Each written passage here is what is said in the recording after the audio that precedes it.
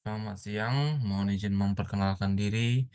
Nama Arya Dani Sirait, kelas D4 TRPKB, nomor induk Taruna 082000711110. Di sini saya akan mereview jurnal ketiga dari mata kuliah termodinamika. Saya akan men-share screen PPT saya.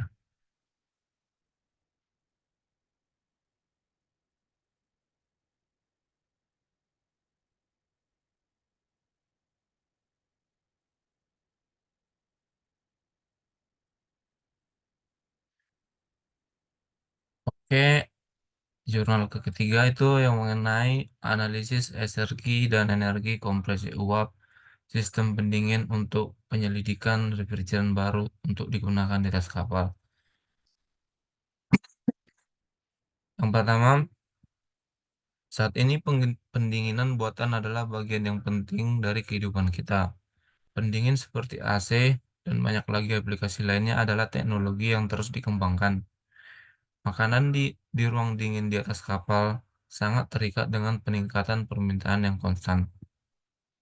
Pendinginan laut memungkinkan pengangkutan makanan yang aman dalam jarak jauh dan menghindari pembusukan selama proses tersebut pelayaran, karena melambatnya pertumbuhan kuman. Selanjutnya, teknologi yang dominan ketika berbicara tentang pendinginan laut adalah kompresi uap. Dalam konteks energi modern, penting untuk menunjukkan fakta bahwa pendinginan kompresi uap sistem mengkonsumsi energi dalam jumlah besar. Optimasinya menjadi tugas penting.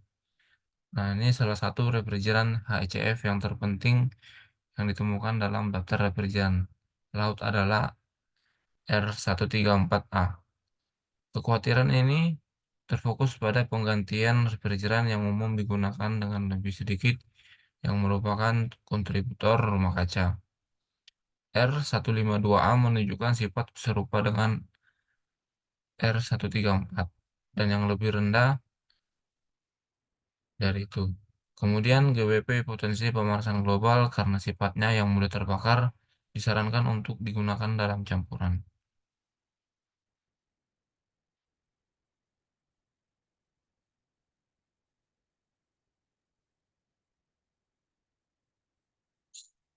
Selanjutnya, analisis SRG tidak hanya didasarkan pada hukum pertama termodinamika, seperti halnya energi analisisnya didasarkan pada hukum pertama dan kedua termodinamika. Dalam hal ini, SRG analisis mampu memberikan informasi bagaimana lokasi dan penurunan kinerja sejak irreversibilitas menyebabkan penurunan kinerja.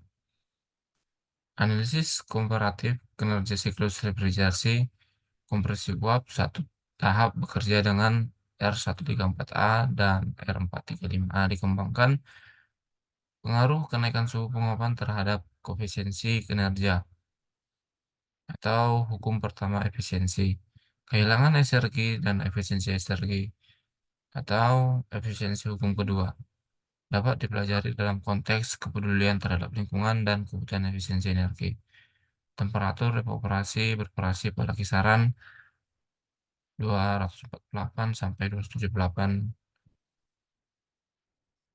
Temperatur kondensasi adalah dijaga konstan 316 dan suhu lingkungan rata-rata adalah 298.